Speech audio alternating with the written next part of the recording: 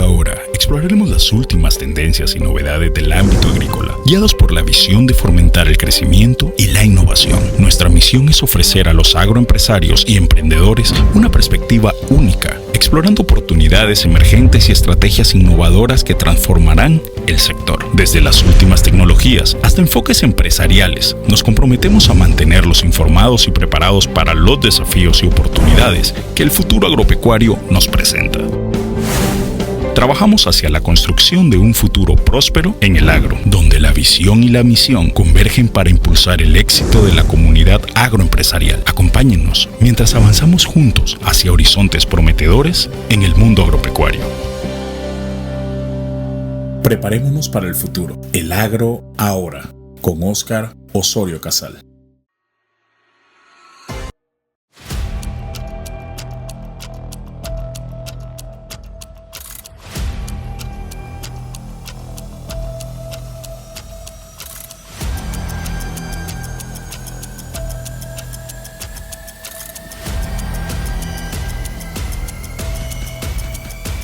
Preparémonos para el futuro. El agro ahora, con Óscar Osorio Casal.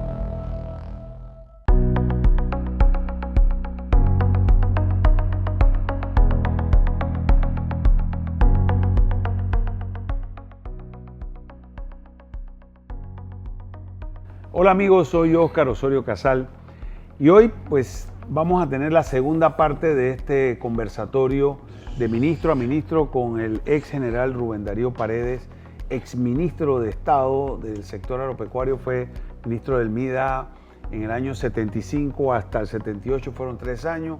Y como decíamos en el programa pasado, fueron momentos que vivimos para mí importantes porque veníamos de un ministerio que venía con ciertos problemas de los años anteriores, que creo que era el MAC o el Ministerio de Agricultura y Ganadería, y después se transformó cuando el general Torrijos en el Ministerio de Desarrollo Agropecuario, y que de eso hablamos, que estamos o está por cumplir creo que 53 años de vida desde aquella ley donde se fundó el Ministerio de Desarrollo Agropecuario. Bienvenido, general, nuevamente. Esta segunda parte hay grandes cosas que hablar, hemos tocado temas importantes desde los inicios, pero yo quiero tocar temas relacionados con esa transformación que requiere el agro panameño, porque nos abocamos a un mundo distinto. Hace 46 años ingresé yo al MIDA, o sea que ese señor tiene 46 años de haber sido ministro de Desarrollo Agropecuario. Así es. Y ya con 91 años, y está aquí para beneficio de su familia, de él, y recordar muchas cosas, porque siempre es muy positivo los conversatorios, porque recordar es vivir, decía el amigo Pete Romero. Y yo creo que uno, en esos pensamientos que uno tiene solo, en la hamaca o sentado en una silla, uno recuerda, hace reminiscencia de cosas que fueron buenas y oportunas. Y creo que la transformación en el sector agropecuario ha ido así poco a poco, pero vienen cambios nuevos, modernos. O sea, hoy somos 8.500 millones de personas en el mundo, y dentro de 20 años seremos probablemente 10.000 millones de habitantes. O sea que el planeta necesita producir más comida de la que hoy produce. Y solo hay 2 continentes, lo he dicho yo en infinidad de veces, general, que están deseosos de producir más comida, y son el continente africano y el continente americano. Lo demás está todo cerrado, la frontera. Subsidios por un lado, subsidios por otro lado, pero Panamá requiere de elevar la productividad para ser autosuficiente, si se quiere llamar, o para poder exportar y encontrar nichos de mercado, porque de eso también se trata. Pero hemos venido decayendo en muchos rubros importantes en el país, y algunos me dicen que los insumos han subido, otros que la gente han desertado porque ya no hay trabajadores en el campo. Ha habido una competencia entre el turismo la minería. La gente, ese sector rural sigue migrando hacia las ciudades de Panamá y Colón y sigue creando cordones de pobreza y pobreza extrema en Panamá. Sí. ¿Y cómo hacemos para que ese joven se identifique, para que se quede allá? Es probablemente hacer más programas como lo que tenía Panajuro en su momento, que ya no existe. Programas como lo que había en su momento en el año 60, 64 de la mujer rural, que existen hoy los programas, pero que tenemos grandes retos que cumplir. Y usted sabrá que existe una agricultura rural de campesino, de indígena, que nunca la vamos a poder acabar, ni la queremos acabar. Subsistencia. Existe la agricultura urbana de medianos y pequeños productores y existen los grandes productores. Pero hoy en día debemos enseñar más a la gente a sembrar en los potes de nuestros balcones y en los patios de nuestras casas para tener una agricultura urbana. Todo ha ido modificándose, el cambio climático, usted habló en el programa pasado, cada día hay más sequía, cada día hay más inundaciones, acabamos de pasar por unas inundaciones muy malas, pero todos esos son cambios, pero el gran receptor de esto es el productor, que también tiene que entender que tiene que cambiar, que tiene que haber ese relevo generacional, porque si no nos vamos a quedar como está Colombia, como está Estados Unidos, que la edad de jubilación en el agro es de 55 años, igual la tenemos acá. Para mí, Oscar, el camino es, reitero, la semi-privatización de la actividad. Coincidimos, porque hablamos fuera de programa un poco sobre ello, en que el MIDA debe de concentrarse en una actividad más bien de extensionismo y dejar que el productor huele por sus propias alas. Extensionismo, garantizarle periódicamente tecnología. Yo he pensado, con mucha modestia, que quizás vale la pena examinar la idea de la creación del Instituto Nacional del Arroz. Un instituto de arroz y granos básicos, ¿no? Un instituto que no sea una institución más, sino que como que sea un centro de capacitación, de transferencia de tecnología. Esta organización recibe del mundo, de los países más avanzados en este rubro, que estamos hablando del arroz, puede ser maíz también, puede ser asunto de ganado, porcino, pero hablando del arroz, recibe, por ejemplo, del IRRO de Filipinas, las tecnologías más avanzadas que ellos han logrado se procesan en este centro de cerebro acá, el Instituto del Arroz, y se le transfiere mediante clases de campo y clases permanentes a nuestros productores de una forma programada, ¿no? Pero lo más importante en el extensionismo es que el técnico o el profesional pueda llegar al surco donde tú estás sembrando parte de tu esfuerzo, de tu vida, de tus ahorros. A base puedes esperar una buena cosecha. Creo, no estoy muy seguro porque hace 40 años que no ando en estos menesteres, que el extensionismo ha decaído. En la misma manera que ha decaído el extensionismo, la producción agropecuaria también ha ido mermando. Entonces eso podríamos sugerir que se revise, ¿no? En ese hacer, rehabilitar qué fue lo que no se hizo bien, dónde fallamos, porque era un primer experimento, el plan vehicular.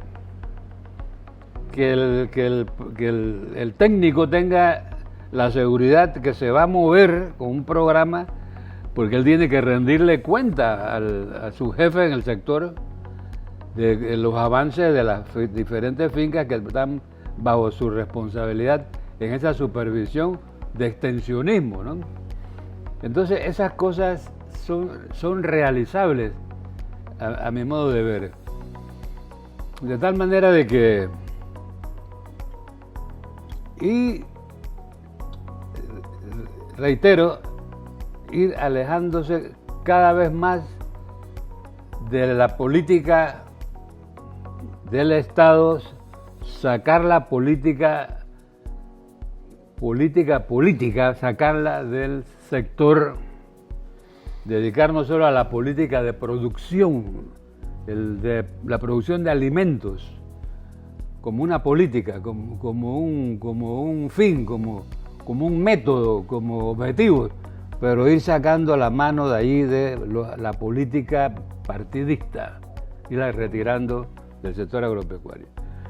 Muchas de las cosas que no ha permitido que el sector agropecuario avance es por la política inmiscuida, la política partidista inmiscuida en el sector agropecuario. Sinceramente, un paternalismo sumamente costoso. Sí. O sea, para no perder 2.500 productores ineficientes, y eso fue conversación con amigos cuando estábamos viendo la ley de PADE. Entonces esa persona me dice, ¿y qué hacemos con estos 2.500 que no van a poder llegar? Pues caramba, pero tú no puedes seguir subsidiando a 2.500, encareciéndole la vida, encareciendo la mesa, los productos alimentarios a la familia panameña. Porque al fin y al cabo, Oscar, quien termina pagando todo es el contribuidor, es el consumidor. Así el es. consumidor es el que paga la ineficiencia de esos 2.500 para poderlo mantener en la línea. Y además paga los precios caros en los súper el consumidor. Y además es el que pone los impuestos. De tal manera de que, y ahí salto rápidamente al TLC con los Estados Unidos. Cuando tuvimos esa oportunidad de hacer intercambio para la ley PADE, el ministro en una intervención, estaba lleno aquello, el auditorio ahí en la asamblea, el ministro hizo una exposición muy agresiva contra la actitud de los norteamericanos que como que estaban abusando de los productores panameños con este TLC, con este acuerdo comercial, incluyendo los arroceros, los cerdos, pollos, todo eso se mencionó allí, y al final de esa intervención fuerte que tuvo el ministro Valderrama, yo intervine y pregunté ahí a todos, al señor ministro, con mucho respeto, yo aún no veo dónde es que los norteamericanos están abusando de nosotros. Por favor, explíquenos, ¿dónde es que están abusando de los norteamericanos? Y el ministro no pudo hablar, no dijo nada. ¿Qué te quiero decir con esto? ¿Por qué hago esta introducción? Los TLC, o estos tratados, sobre todo con los norteamericanos, un mercado tan pequeño como Panamá, ¿qué va a Estados Unidos tratar de hacerle daño a Panamá, hombre? Además que somos socios históricos, en toda la vida hemos sido así. Pero los norteamericanos sí te están diciendo, tienen 20 años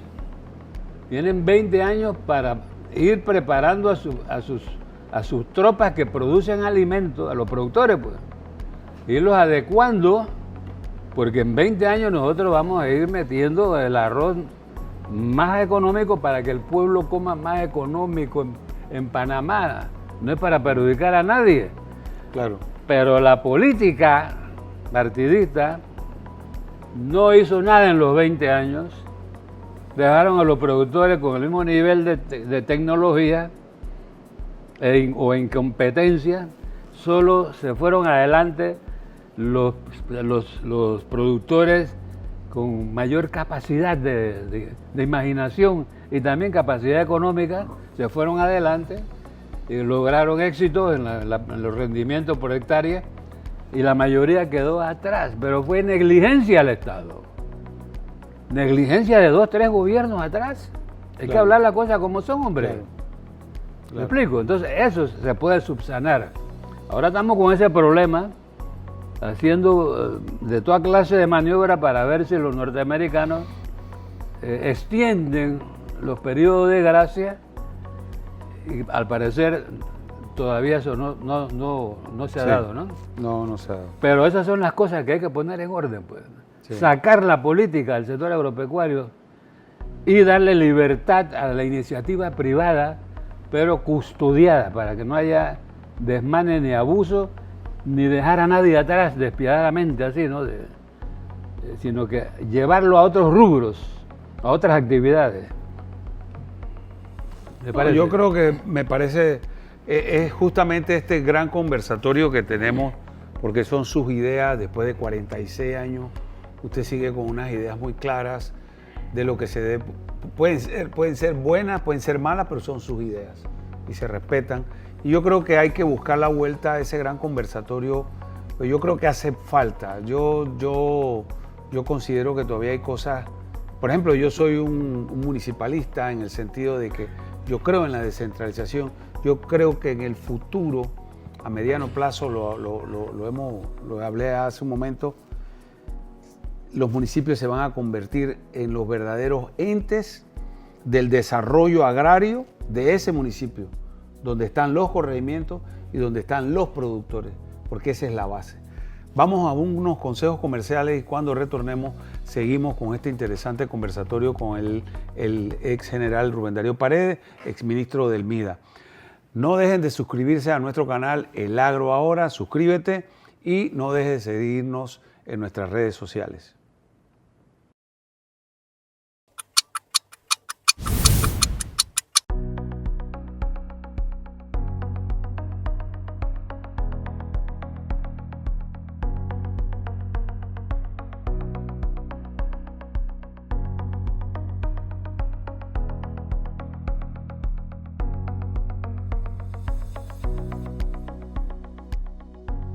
Amigos, retornamos. Estamos en esta segunda parte de este conversatorio con Rubén Darío Paredes. Rubén Darío Paredes viene de una familia de ¿cuántos miembros eran? 4. 4. Yo estaba joven cuando oía cantar a Marta Estela Paredes, ¿no? Sí, mi hermana, esa era la mayor, ¿no? Esa era la mayor. Ya pues, el único sobreviviente soy yo, ¿no? Pero ese ímpetu que entró Paredes en el... Yo recuerdo una reunión que hubo en un rancho que yo trabajaba para la región 1 de Chiriquí, en el MIDA. Mi jefe era el doctor Rafael Castrellón. Bueno, en ese entonces estaba Eric Cataño. Era el jefe Después llegó Rafa Castrellón. Sí. Hasta un hermano de Eric, Miguel, sí, también trabajó en el MIDA. Pero en ese entonces me acuerdo que hubo una reunión que lo estábamos esperando y estaban todos los productores ahí. Estaba Toño Delgado, había una señora Mevi Espinosa, los Morales, que eran productores de arroz, Arnulfo Morales, estaba Macharabiaya, que fue gobernador, Alberto Citón, y estaban toda esa gente ahí congregada y llegó y todo el mundo esperando y recuerdo como que si fuera ayer cuando dice, bueno señores, yo no vengo a hablar del MIDA. Si le hemos dado tantos años a la enfermedad, le vamos a dar unos más para recuperarnos. En este gobierno va a haber un cambio, vamos a pasar a un estado así, pero en el agro vamos a estar comprometidos. Eso causó mucho y yo me acuerdo que yo me paré, quizá usted no se acuerda de eso, recién graduado, recién iniciando trabajo, y ya yo veía los trabajos en campo y dije, General Paredes, yo creo que los técnicos nos debemos abocar a hacer una reunión en donde debemos marcar la pauta para todos hablar al unísono de lo que es en cada rama. Porque los criterios técnicos deberíamos conformarlos. ¿Por qué lo decía? Porque nosotros en el MIDA salíamos a recomendar cosas, pero llegaba de manera incipiente los técnicos del BDA y recomendaban. Llegaban los técnicos del Banco Nacional y recomendaban. En ese entonces fungía el Chase Manhattan Bank, que tenía una banca agropecuaria, y también daban asistencia técnica. Entonces yo le dije, general, a mí me encantaría una unificación de criterios técnicos y que los técnicos habláramos el mismo idioma. Eso nunca se hizo. Y hoy por hoy siguen los mismos actores y han nacido otros actores los que venden insumos agropecuarios. Y no nos ponemos de acuerdo. Uno te dice son 5 quintales de abono, el otro te dice son 3. O uno te dice que se siembran con 1,5 quintales de arroz, el otro te dice que con 2,5. Yo creo que Panamá requiere una unificación de criterios técnicos. Ese es el papel del IDIAP, que tenía que haberse formado para instruir a los técnicos, y aquí hay muy buenos técnicos y hay muy buenos programas que se han hecho. Pero requerimos una unificación de criterios técnicos porque países como Colombia nos llevan 5 o 10 años de ventaja. Países como Costa Rica, igualmente. Nosotros estamos apenas encontrando las nuevas formas de trabajar. Hoy existe la hidroponía, la acuaponía, hoy existe la agricultura vertical y estamos entrando en un proceso de digitalización, la era moderna, el Internet. Hoy hacemos satelitalmente el diagrama de una finca y podemos saber exactamente lo que sucede. Pero eso requiere de precisión, que es lo que se llama la agricultura de precisión. Mira, en ese instituto que yo creo en el instituto, de hecho, esa es una modalidad que viene creciendo en América Latina. De hecho, me tocó a mí formar el IPAGAL, es el Instituto Panameño de Ganadería de Leche, que está comenzando a recuperar. ¿Y por qué? Porque ese instituto debe crear las políticas públicas del sector leche. Y yo comparto que el arroz tiene que llegar a formarse un instituto del arroz, la cebolla un instituto de la cebolla, la papa un instituto de la papa. Sí, y la carne también. Hay una cosa, Oscar, digamos, un instituto, un ejemplo, ¿no?, del arroz, pero también tenemos que pensar con luces largas, un instituto del mejoramiento del ganado lechero de Azuero, que es diferente al ganado lechero de Chiriquí. Así es. Y el de Darién. Entonces, las mejores vacas aquí siempre venían de Monagrillo. O sea que allá en Azuero hay una identificación, una formación genética por espontaneidad o por los esfuerzos de los productores, el deseo de superarse. De repente un animal te está dando, que antes era más 5 litros, ya esa evolución te ha llevado a 10, 12 litros, pues alguna gente en Azuero. Bueno, ese ganado, entonces tutelarlo e irlo mejorando como el ganado adecuado para Azuero, ¿no? Igualmente el de Cocleo, el de Veraguas, ¿no?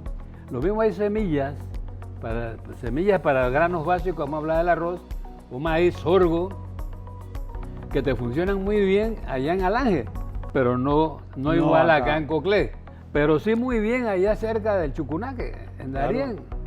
Entonces, eso es lo que está haciendo falta, creatividad, imaginación, dejar de seguir galopando sobre la ley, ya por medio siglo, sobre la misma ley que cumplió con su misión. La ley cumplió, no es mala, pero ya se asfixió, se agotó, se necesita otra cosa.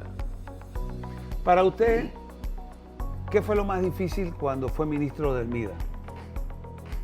Si tuviésemos que enumerar 1 a 2, ¿qué fue lo más difícil? Yo tuve casi todo mi periodo ahí lo recuerdo con mucha gratitud, ¿no? Pero sí pasé un tiempo, un episodio muy difícil cuando aumentamos el precio de la leche y el arroz. Me tocó aumentarlo porque había que aumentarlo, porque el costo de producción... Al productor. El productor se le había crecido y había que darle la recompensa de su esfuerzo, entonces aumentamos el precio del arroz y el precio de la leche. Y me han armado una bulla acá la gente en la ciudad, pero una bulla grande. Bueno, pero recuérdese que en ese entonces existía la Oficina de Regulación de Precios, que ya no existe. Bueno, pero había coordinación, entonces Claro. yo le autoricé el alza, ¿no? Pero es que yo estaba viviendo las necesidades del productor. Yo digo, no puede ser que por política, fíjate, es un ejemplo de la política, no puede ser por política, por mantener contento acá a la capital, con su 1,5 millones en ese momento, 1 millón de habitantes, vamos a perjudicar a toda esta gente del sector agropecuario que se está fajando. Entonces, lo justo, hice lo justo. Y me armaron manifestaciones y todas esas cosas. Y me dice el general Torrijos, vaya y póngale el pecho a ese problema, yo sé que usted va a salir adelante. Hicimos una gran reunión allá en el cuartel de Tinajita con toda la gama de protestantes, los que protestaban, y ahí nos bajamos y salimos adelante, ¿no? Ese fue el momento más duro que tuve. Por lo demás siempre tengo recuerdos muy hermosos del sector agropecuario, muy hermosos. Y con mucho recuerdo.